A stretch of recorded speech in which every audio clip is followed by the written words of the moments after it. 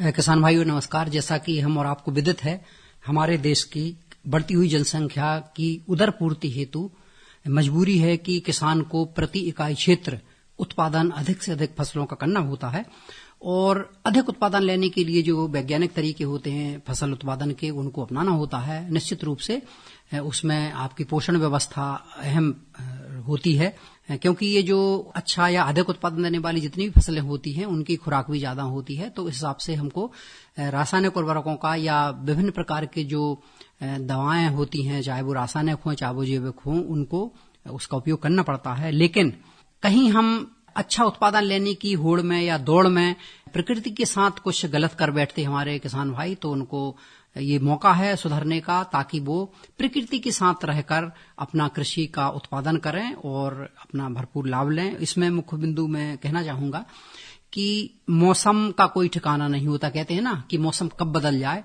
निश्चित रूप से हम किसान भाइयों से आग्रह करेंगे कि अगर आपके क्षेत्र में कम पानी गिरता है तो आप धान बिल्कुल मत बोइए, गन्ना बिल्कुल मत बोइए, जिनमें या आलू मत लगाइए, बरसी मत लगाइए जिसमें जलमांग ज्यादा रहती है।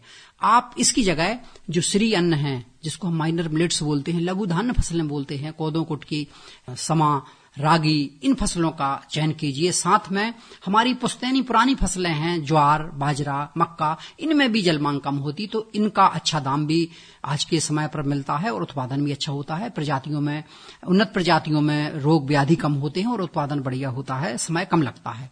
तो हमारे किसान भाई वर्षा की स्थिति को देखते हुए इन कम जल मांग वाली फसलों का चयन खरीफ के मौसम में और रबी के मौसम में सिंचित गेहूं के अलावा जो दूसरी फसलें हैं, तिलहन, दलहन, जिसमें 2 पानी लगते हैं, उनका चयन कर सकते हैं। इसी प्रकार से मौसम के अनुकूल प्रजातियों का चयन या फसलों का चयन बहुत आवश्यक है, क्योंकि हर फसल का निश्चित रूप से उसकी जलवायु की और मौसम की आवश्यकता होती है। किसान भाई यही करते हैं, लेकिन ज्यादा दाम लेने के चक्कर में, ज्यादा कमाई करने के चक्कर में किसान भाई, बहुत सारे किसान लोग जो उन्नत खेती करते हैं, जो उन्नतशील किसान हैं, वो ग्रीन हाउस का उपयोग करके या नेट हाउस का उपयोग करके बेमौसम की सब्जी, फल या अन्य आइटम्स उगा रहे हैं। निश्चित रूप से उनको दाम दुगने से भी ज्यादा मिलते हैं, किंतु कहीं ना कहीं वो वातावरण को प्रदूषित करते हैं, क्योंकि इन सब में विभिन्न प्रकार की गैसों का इमिशन होता है, गैसें निकलती हैं, जो हमारे वातावरण में जो कार्बन का स्तर है वो बढ़ता है, जिसको हम लोग कार्बन प्रिंट बोलते हैं। जबकि जरूरत है वातावरण के या जलवायु के या जो हमारा पर्यावरण है उसमें कार्बन प्रिंट कम करना, कार्बन की मात्रा कम करना और धरती में जो कार्बन होता है उसको बढ़ाना। लेकिन इसके विपरीत अगर बहुत ज्यादा संख्या में ग्रीन हाउस या नेट हाउस जो लगने लगे हैं, निश्चित रूप से ये संकेत है कि हमको इसकी जो संख्या है निर्धारित करना है, क्योंकि कहीं ना कहीं हमारे वातावरण को प्रभावित करते हैं। अगले बिंदु पर हम चर्चा करेंगे जो हमारे आदान सामग्री होते हैं, खासकर पेस्टिसाइड्स और रासायनिक उर्वरक। निश्चित रूप से किसी अच्छी फसल के उत्पादन लेने के लिए जरूरी है कि उसकी पोषण व्यवस्था जो अनुशंसित है वो कायम रखी जाए। उसके लिए हम अगर जैविक पदार्थों पर, जैसे गोबर की खाद है, कंपोस्ट खाद है या दूसरे अन्य स्रोत से बनाई गई खादें हैं, जैविक खाद जिनको खासकर बोलते हैं, जीवांश खाद हैं, इसका उपयोग करेंगे तो जो पोषक तत्वों की जो मात्रा है बेहद कम होती है। और जो रासायनिक उर्वरक होते हैं उसमें पोषक तत्वों की मात्रा बहुत ज्यादा होती है, बहुत ज्यादा होती है, जो कम क्वांटिटी में, कम मात्रा में प्रति इकाई क्षेत्र, चाहे वो एकड़ हो चाहे हेक्टेयर हो, उस फसल की आवश्यकता की पूर्ति करते हैं। निश्चित रूप से किसान को अधिक उत्पादन लेने के लिए जो हम वैज्ञानिक लोग अनुशंसित करते हैं उसको वो उपयोग करता है, उसको जो अपनाता है। लेकिन उसमें अपनाने में कहीं ना कहीं किसान की चूक हो जाती है। जैसे मेरा सुझाव है कि कभी भी इन उर्वरकों को आप बीज के ऊपर या जमीन के ऊपर फैला के मत दीजिए। जहां तक हो सके इन रासायनिक उर्वरकों का जो प्लेसमेंट है, इनका जो कहना चाहिए, इनको देने का जो तरीका है वो हमेशा बीज के नीचे रहता है। लेकिन किसान भाई वो अपना काम जल्दी करने के लिए क्या करते हैं कि बीज के साथ इन रासायनिक उर्वरकों को मिक्स करके, इकट्ठा मिला के और बीज बो देते हैं। ये जो विधि है वो किसी प्रकार से वैज्ञानिक नहीं होती है, लेकिन अगर आपका जो रासायनिक उर्वरक है बीज के नीचे जाएगा तो निश्चित रूप से जड़ें नीचे को जाएंगी, तो उनको उस उर्वरक में जो पोषक तत्व हैं उसकी प्राप्ति होगी और प्रदूषण भी नहीं होगा। उनको केवल सीड कम फर्टिलाइजर ड्रिल का उपयोग करना है, तो निश्चित रूप से उनका जो उद्देश्य है ज्यादा उत्पादन लेने का इन फर्टिलाइजर के साथ मिलेगा। पेस्टिसाइड के साथ भी ऐसा होता है कि किसान ने देख लिया कि कीट ज्यादा लगे हैं या रोग बहुत ज्यादा फैल गया है या खरपतवार बहुत ज्यादा होता है, तो कुछ किसान भाई अपनी तरफ से बिना किसी विशेषज्ञ की सलाह से, राय से, मशवरा किए दवा की मात्रा बढ़ा देते हैं, जो न केवल उस पेस्ट के लिए घातक होती है वरन पूरे वातावरण को भी वो प्रदूषित करती है, वातावरण को खराब करती है। तो हमारे किसान भाई इससे बचें, अपने तरफ से बिल्कुल उसकी मात्रा निर्धारित ना करें। जो साहित्य में दिया गया है या जो विशेषज्ञ ने आपको मात्रा और प्रयोग विधि बताई है, केवल उसी का अनुसरण करते हुए इनका उपयोग करें तो उचित होगा। इसके बाद पानी की बात आती है। हमारे किसान भाई आमतौर पर बहाव पद्धति से पानी देते हैं। बहुत सारे खेत, खासकर जहां पर नहरी क्षेत्र हैं, वहां ये प्रथा अभी भी चल रही है। मेरा सुझाव है कि मात्र बहाव पद्धति से पौधे को या फसल को 30% पानी मिलता है, 70% पानी बेकार चला जाता है। इस प्राकृतिक संसाधन को बचाइए और उसके ऊपर जो स्प्रिंकलर सेट है, फव्वारा विधि है, उसको अपनाएंगे तो निश्चित मान के चलिए 60 से लेके 65% तक जो पानी है, जल उपयोगिता क्षमता जिसको हम बोलते हैं, वाटर यूज इफिशियंसी मिलेगी और आपका कहना चाहिए सिर्फ 40% पानी खराब जाएगा। और ऐसे किसान भाई जो सब्जी उत्पादक हैं या जो कैश क्रॉप लेते हैं, कम क्षेत्र में लेते हैं, बहुत सारी क्रॉप्स इसमें आती हैं, उनसे अनुरोध है कि वो हमेशा ड्रिप इरिगेशन का लाभ उठाएं, उसका उपयोग करें।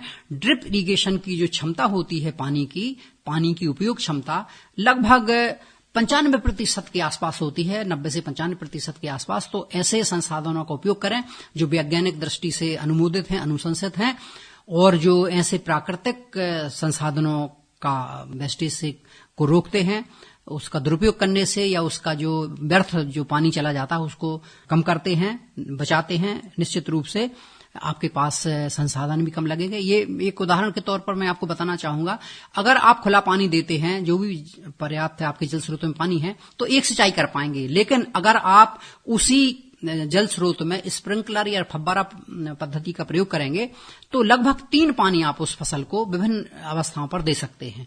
इस प्रकार की खेती करें तो आपका भी फायदा और प्रकृति के साथ संयोजन होगा, जो किसी प्रकार से हमारे वातावरण को प्रदूषित नहीं कर पाएगा। एक और प्रथा चली है, लोग बागों ने अपने गेहूं काट के, चूंकि मशीनी युग है तो वो कंबाइन हार्वेस्टर से बहुत कम समय में अपनी फसल कटवा के और अनाज का भंडारण कर लेते हैं, सुरक्षित कर लेते हैं। लेकिन खेत में जो पलारी रहती है, जो नरवाई रहती है, उसको जला देते हैं। उसको बिल्कुल ना जलाएं, उसका भूसा बना के उसको बिक्री करके अपने जानवरों को रखें और बचा हुआ जो ज्यादा भूसा है उसकी बिक्री करके आप अतिरिक्त लाभ कमा सकते हैं। क्योंकि आग लगाने से भूमि का तापक्रमण बहुत ज्यादा बढ़ता है। एक अध्ययन के मुताबिक देखा गया है कि जब पलारी जलती है तो जमीन में विभिन्न प्रकार की जो कहना चाहिए धातुएं या अधातुएं जो रहती हैं, जो पोषक तत्व के काम आती हैं या जो ऐसे जो पोषक तत्व के काम नहीं भी आते हैं, विभिन्न प्रकार के इसमें केमिकल्स रहते हैं। जब वो जलते हैं तो ऐसा देखा गया है कि तापक्रम लगभग 450 से 500 डिग्री सेल्सियस तक बढ़ जाता है। अब कल्पना कीजिए इतने तापक्रम में कौन सी चीज बची रहेगी? जो पोषक तत्व पड़े हैं वो भी विकृत हो जाएंगे, वो कभी भी ऐसी अवस्था में नहीं लौट पाएंगे जिनका उपयोग हमारे पौधे कर सकें। तो इस घातक घटना से आप बचिए। हर हाल में आग लगाने की जो कुप्रथा चली है उस पर रोक हर किसान भाई को लगाना है। केवल शासन के भरोसे मत बैठिए, आप इसमें समझदारी रखिए और उस पलारी को, चाहे वो धान, हालांकि हमारा क्षेत्र धान का नहीं है, ये धान में भी लगाई जाती है आग और गेहूं में लगाई जाती है, तो इसका भूसा बना के अपने जानवरों को खिलाएं, सुरक्षित रखें और आपके पास जो भूसे की ज्यादा मात्रा होगी उसको बेचकर अतिरिक्त आप लाभ इसका आमदनी के रूप में ले सकते हैं। अंत में मैं ये कहना चाहूंगा, बढ़ती हुई जनसंख्या की उदर पूर्ति हेतु मतलब प्रति इकाई क्षेत्र में हर फसल का उत्पादन लेना हमारी मजबूरी है। बिल्कुल इस चीज को मैं मानता हूं। लेकिन अगर हम अच्छी खेती करना चाहते हैं, टिकाऊ खेती करना चाहते हैं, तो जो मिलीजुली पद्धति है, कार्बनिक पदार्थ, कार्बनिक यानी जीवांश खादें और जो कृत्रिम खादें होती हैं जिनको हम फर्टिलाइजर्स बोलते हैं या कहना चाहिए उर्वरक बोलते हैं, उनका उपयोग आप कर सकते हैं। जब आप कार्बनिक या जीवांश पदार्थ खेती में देते हैं तो जितने भी हम फर्टिलाइजर के रूप में या पेस्टिसाइड्स के रूप में या अन्य दूसरे आदानों के रूप में जो केमिकल्स जमीन में पहुंचाते हैं, काफी हद तक ये जो जीवांश खाद है जिसमें ह्यूमस अंतिम कहना चाहिए रूप इसका होता है जो जमीन में उपलब्ध होता है, और इनसे ह्यूमस की आपूर्ति बराबर जमीन को मिलती रहती है, होती रहती है। ये ह्यूमस अपने में जो हैवी मेटल्स हैं इनको समाहित करके रखता है और जो हमारी फसलें होती हैं वो सुरक्षित रहती हैं। दूसरा, जीवांश खाद उपयोग करने से आपकी भूमि की जल धारण क्षमता भी बढ़ती है। इसलिए मिलीजुली खेती करें और आप अपनी खेती को आपकी जो आवश्यकता है फसल उत्पादन की उसको भरपूर रूप से आप ले सकते हैं, और साथ में आप अपने इस जमीन को अगली पीढ़ी को सुरक्षित रूप से सौंप सकते हैं। इसलिए आग्रह है कि हमेशा मिलीजुली खेती का उपयोग करके न केवल उत्पादन लेके आप धन अर्जित करें, अपनी जीविका चलाएं, वरन इस जमीन को टिकाऊ रखते हुए अगली पीढ़ी को सौंप के जाएं तो उचित होगा। बहुत बहुत धन्यवाद।